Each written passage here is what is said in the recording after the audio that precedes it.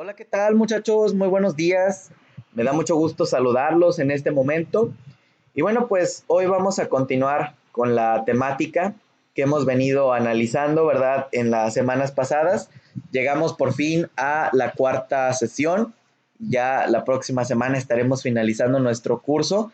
Así que bueno, pues hoy vamos a aprovechar para ver varias cosas, para acercarnos más, ¿verdad? Hacia el trabajo final que viene siendo la elaboración de una planeación y grabar una clase por ahí. Pero antes de ello me gustaría retomar la temática que venimos estudiando porque pues hay que cumplir, ¿verdad? Con los contenidos por ahí del plan de estudios, los contenidos curriculares y bueno, pues vamos a checar nuestro temario. Aquí encontramos lo que es la conceptualización de la pedagogía, los orígenes de la escuela antigua, los ideales de las culturas grecolatinas y el problema de la formación humana. Fíjense que hoy dentro de estos temas quiero hablar acerca de algo muy importante que también a lo mejor omitimos, ¿verdad? En clases pasadas. Hoy quiero recordarlo, quiero mencionarlo y con esto pues vamos a tratar también de tener un mejor aprendizaje. Los objetivos que tenemos es que ustedes conozcan el problema epistemológico de la pedagogía, su objetivo de estudio a través del análisis de cómo se constituye un discurso pedagógico para una mejora educativa.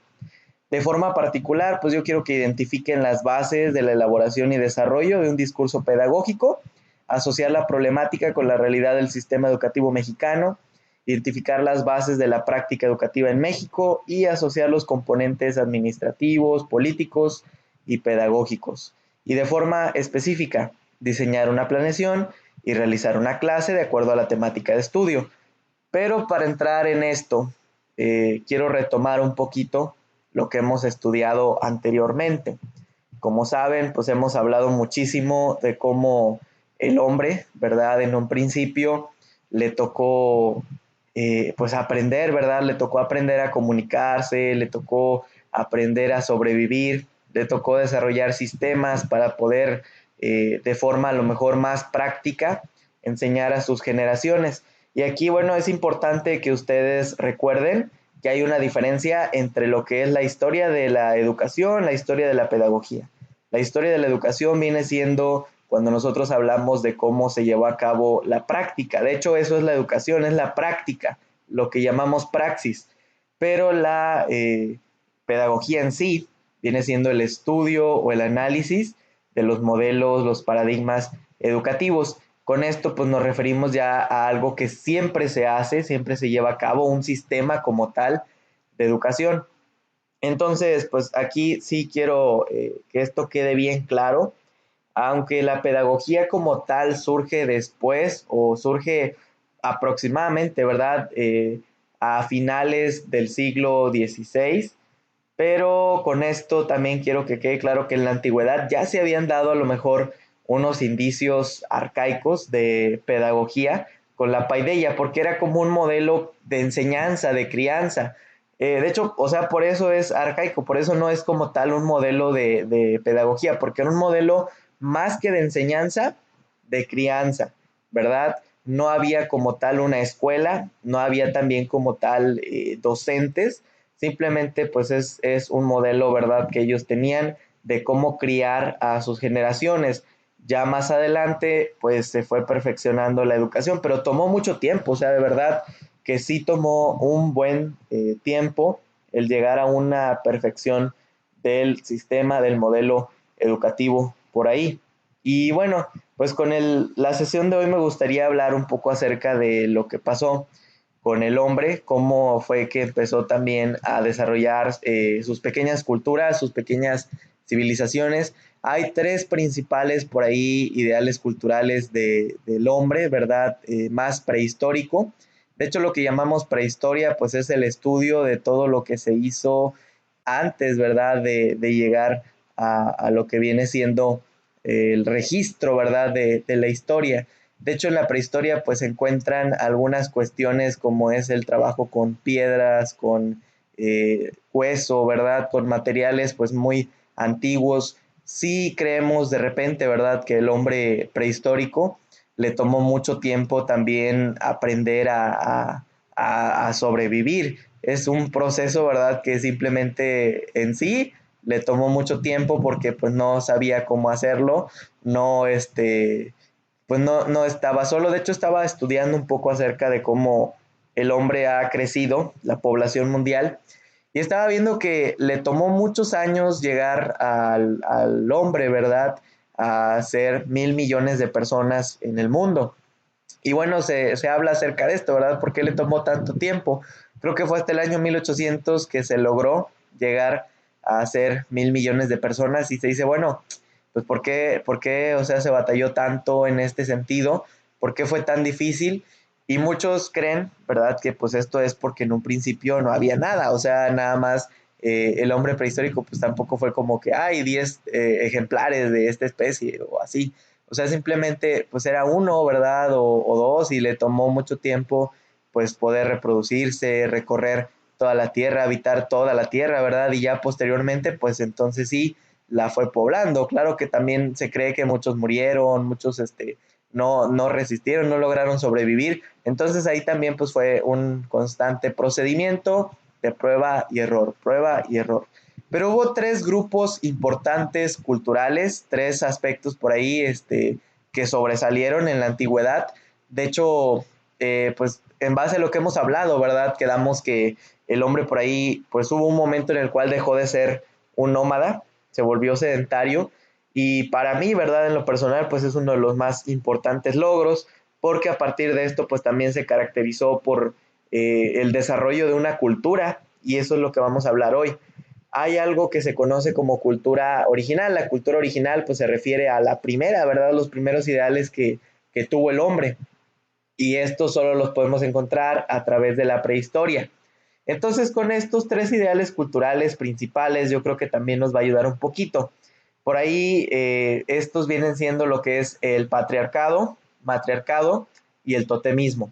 ¿Cómo se dieron o cómo se desarrollan? Bueno, lo que es el patriarcado se da a partir del ideal de que, bueno, un hombre, ¿verdad? Especialmente, pues el más grande de la tribu, es el más sabio. De hecho, en ese tiempo le daban mucha importancia a esto, ¿no? A la sabiduría más que otros conocimientos. El hombre más grande, ¿verdad? Más longevo de la tribu se vuelve el patriarca. Pues básicamente tiene que ser como el padre de todos, ¿verdad? Él tiene que ser como que el padre que engendró hijos, sus hijos tuvieron hijos y así, ¿verdad? Entonces la familia lo ve como un ejemplo, como un modelo, ¿no? De sabiduría. Y estos se dedican principalmente a la actividad de la ganadería. Fue un rasgo por ahí que fueron desarrollando en la antigüedad. Otro es el matriarcado. El matriarcado viene siendo algo muy parecido, pero déjenme explicarles cómo está la cosa. Sabíamos que en la antigüedad pues el hombre se dedicaba a cazar y la mujer pues era agricultora o recogía semillas, por ahí hacía diferentes actividades más domésticas. Lo que pasa en estas tribus pues es que la mujer tiene más experiencia en lo que viene siendo la cosecha. Por lo tanto, la tribu ya no sale a cazar, ya no realiza otro tipo de actividades, sino que esperan, ¿verdad?, a que llegue la cosecha para tener alimento y la persona que sabe hacer esto pues es la mujer, por lo tanto adquiere una relevancia social y bueno, a pesar de esto no deja de hacer sus labores correspondientes, labores domésticas, no deja de criar y atender a los hijos y al varón. Y después es como que cuando tiene ciertas actividades pesadas, pues bueno, el hombre le ayuda con todo esto. Y están también lo que son las tribus que se caracterizaban por el totemismo. Con el totemismo es principalmente que estas tribus, ¿verdad? Pues se sentían identificados con los animales, creían que había una relación entre ellos, algo especial, pero eran principalmente cazadores. Entonces ellos pues tenían lo que eran los tótem, porque creían que el tótem pues era una especie de patrón o santo, ¿verdad? Que los iba a proteger. Así que a la entrada de sus tribus ellos dejaban el tótem y sí, o sea, se dedicaban a la caza y con esto pues ellos eran como que personas muy conectadas con lo espiritual. Era de los tres ideales culturales que estamos hablando, pues el más espiritual. Aquí pues no había como que un patriarca, una matriarca, pero sí se caracterizaban por lo que era el machismo, ¿verdad? Principalmente pues el hombre era el que hacía esto y las mujeres, como lo hemos visto en otros casos, pues no tenían una, eh, una relevancia, ¿verdad? Cultural. Con esto surge algo muy interesante, que son las iniciaciones. Es el paso de la adolescencia a la edad adulta, donde se caracteriza, ¿verdad? La iniciación, ejercicios, ceremonias previas a la iniciación, que pueden variar dependiendo también del pueblo en el cual se desarrollan, pero la idea de todo esto pues es perfeccionar las cualidades físicas, morales, religiosas o profesionales de los jóvenes. Para obtener esto, el joven es llevado a algún lugar aislado donde se le pone bajo la dirección de ancianos o expertos que poseen sabiduría.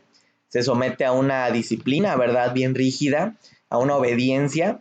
Empiezan las pruebas de carácter purificatorio y con el silencio absoluto, la privación de alimentos, el hambre y la sed, se le exige soportar el dolor o se le somete a duras pruebas como mutilaciones en el cuerpo, perforaciones en la nariz o en el labio, tatuajes, entre otras cosas.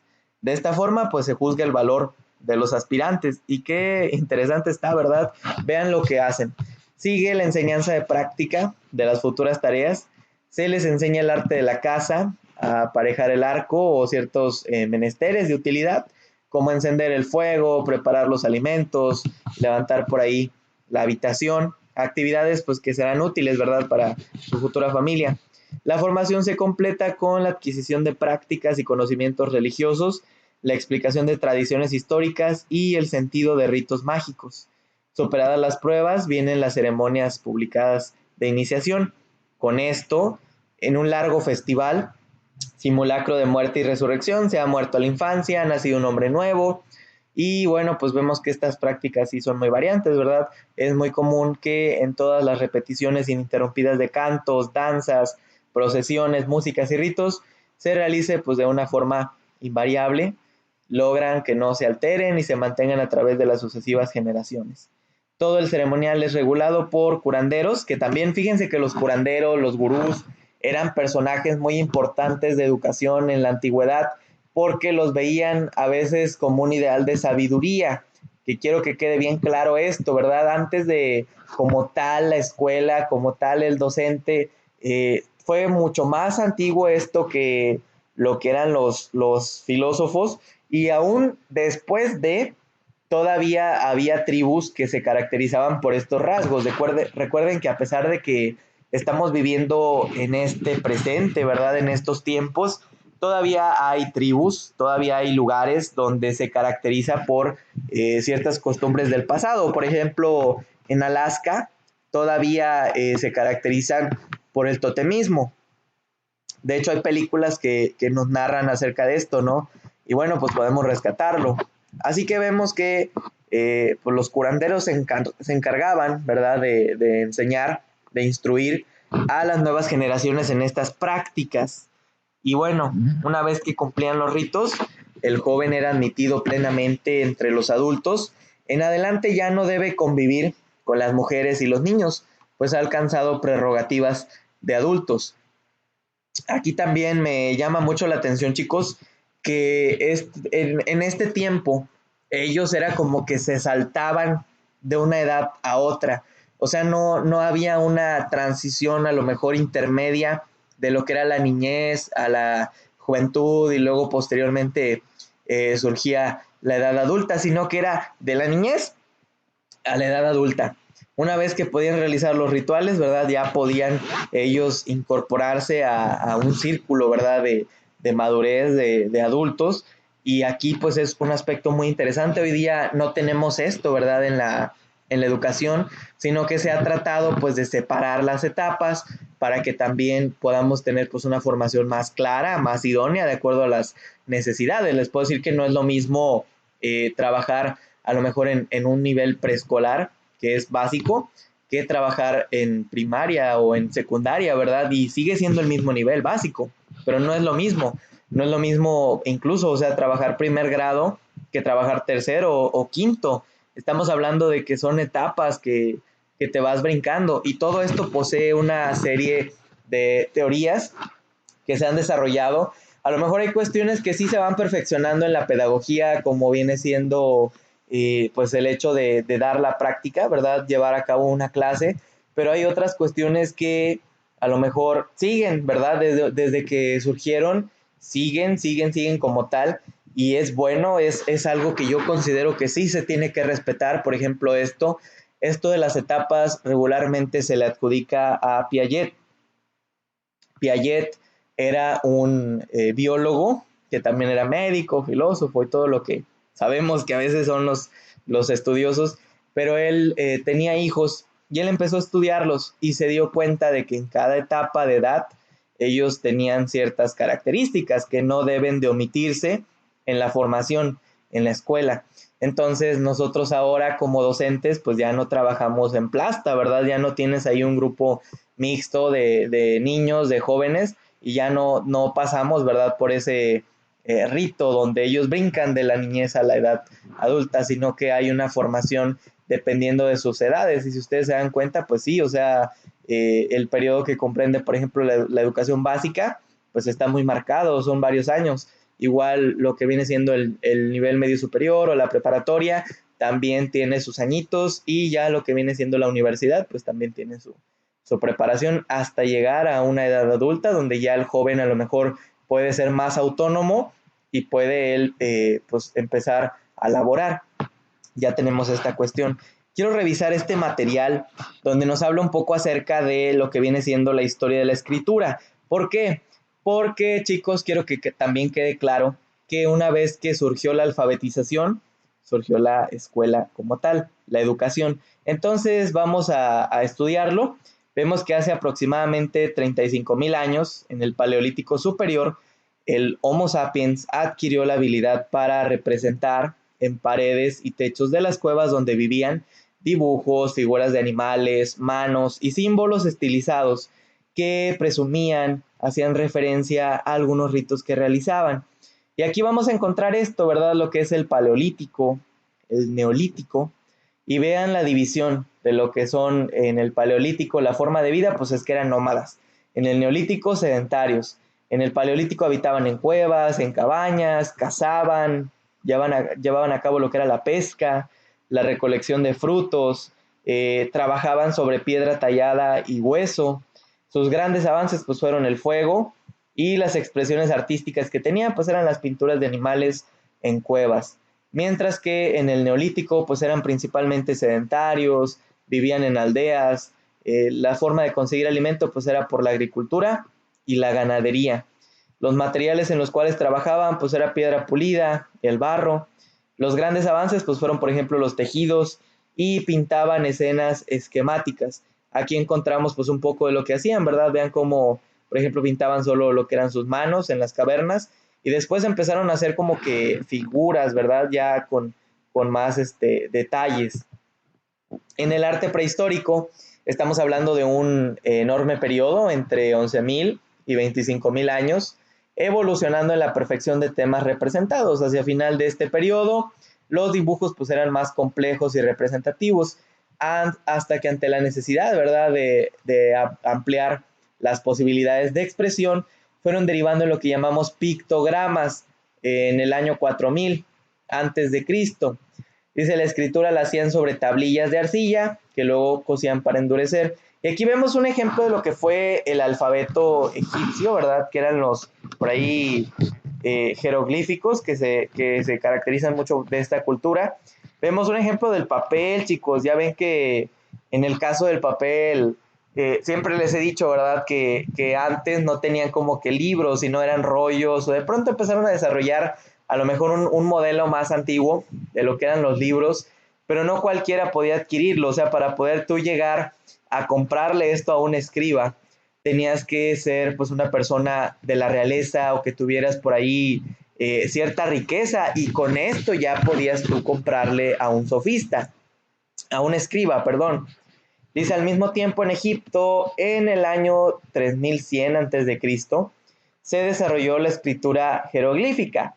Se escribía de izquierda a derecha o al revés, así como de arriba hacia abajo. encuadrando casi siempre los símbolos. Si escribían el nombre de un dios o un rey, lo ponían en primer lugar y situaban el resto de los signos en función de ese nombre. Lo que vemos a un lado en el papel es una escritura mucho más cuneiforme, o sea, más curveada. La paleta Narmer, datada hacia el año 3000 a.C., es uno de los primeros ejemplos de la escritura jeroglífica. Hacia el año 4 a.C., esta escritura fue desapareciendo, dando paso al griego. La evolución hasta el alfabeto romano fue así. Y vean esta breve línea descriptiva, lo que fue el sumerio, el egipcio, sinaítico, cananeo, fenicio, griego arcaico, etrusco y posteriormente romano. Dice, acercándonos un poco más a nuestra época, partiendo de la escritura jeroglífica y en general los soportes y utensilios utilizados en la escritura, además de otras características como inclinación de esto, forman el corte de cañas o plumas, dieron lugar a distintos tipos de letra. Así tenemos la escritura lapidada, realizada sobre materiales duros como la piedra, documental, utilizada en documentos, libraria o rústica, utilizada en libros, y atendiendo a su tamaño tenemos la capital, que son las mayúsculas o minúsculas. Por su forma podían ser redondeadas, sentadas, rectas, cursivas, cuadradas, negritas o versales. Además de todo esto surgió la tinta como tal, como vehículo entre el utensilio para escribir y el soporte. Al principio pues era negra, se borraba fácilmente, hasta que hacia la Edad Media comenzaron a utilizar pigmentos minerales, confiriendo a las tintas mayor consistencia y duración, así como los colores, ¿verdad? Como el rojo, el verde o también el azul. Aproximadamente se originó la escritura, ¿verdad? A partir de los sumerios, quienes inventaron la escritura hacia el año 3500 a.C., sobre tablillas de arcilla, y utilizaron lo que fue el punzón cuneiforme, escritura cuneiforme. Crearon un sistema complejo de signos para la designación de conceptos. Y aquí vemos cómo nos señala, ¿verdad?, la forma de escribir de cada una de las civilizaciones. Por ejemplo, están los sumerios con su escritura.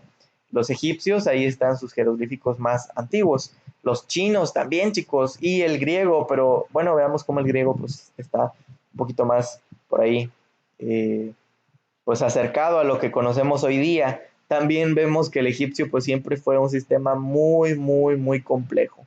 Vemos cómo escribían sobre piedra, ¿verdad? De repente ahí está lo que utilizaban, el cincel. Dice, el surgimiento de la escritura permitió en gran medida la evolución de civilizaciones en los aspectos culturales y sociales. Y es que con muchas de estas cosas, como era el idioma, de repente la escritura, se podía identificar pues quiénes eran a lo mejor pertenecientes a un pueblo, quiénes eran forasteros, quiénes sí tenían una posición económica para poder aprender, porque regularmente las personas que aprendían esto, ¿verdad? Pues no eran pobres o no era cualquier persona, eran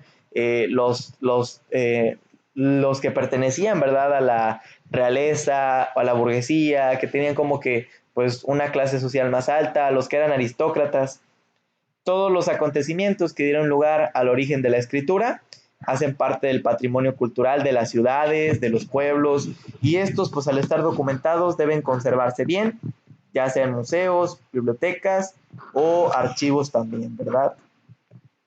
Y vemos este cuadro comparativo donde nos muestra las características de la escritura sumeria, la escritura egipcia, la escritura china. En el caso de la escritura sumeria, vemos que se desarrolló pues principalmente en el año 3500 a el 3000 antes de Cristo. Y vean cómo retrocede, que era lo que les comentaba en la clase pasada, que muchas veces en historia retrocede en lugar de ir para adelante. Por ejemplo aquí, o sea, del 3500 al 3000. Vean cómo retrocedió. Dice, sus recursos para escribir pues eran sobre tablillas de arcilla húmeda, metales, piedras y otros. El alfabeto estaba constituido por 1000 signos. Se expresa por medio de hologramas que representan conceptos. Esta fue la sucesión del pictograma antiguo, dando continuidad al sistema de escritura cuneiforme. Se escribía en un sentido vertical y horizontal. Su desarrollo de la escritura egipcia se dio entre el año 3100 al 400 después de Cristo. Su recurso para escribir pues fue la piedra Rosetta, donde se plasmaban jeroglíficos egipcios. Su alfabeto está constituido por 750 signos. La escritura más antigua de ellos pues era el pictográfica, se desarrolló a través de signos de palabras, fonogramas, determinativos. Este propuso 3 formas de escritura: la jeroglífica, la hierática y la demótica.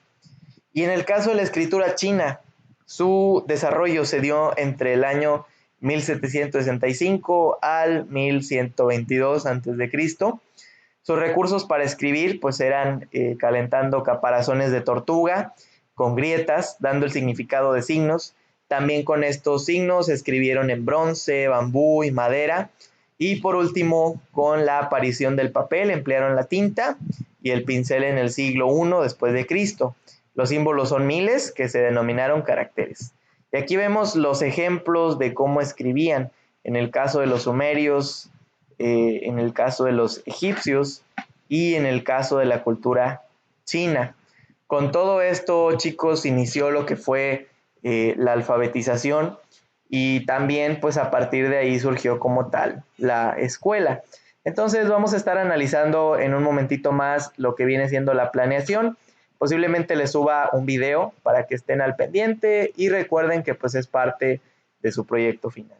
Espero que todos hayan contestado su examen, ¿verdad? Si no es así, pues tómense un momentito para hacerlo, aprovechen esta sesión, aprovechen este tiempo. Voy a dejarles unas actividades, pero pues también traten de checar por ahí su clase. Ya está, pues gracias a todos por haber estado al pendiente, nos vemos la próxima.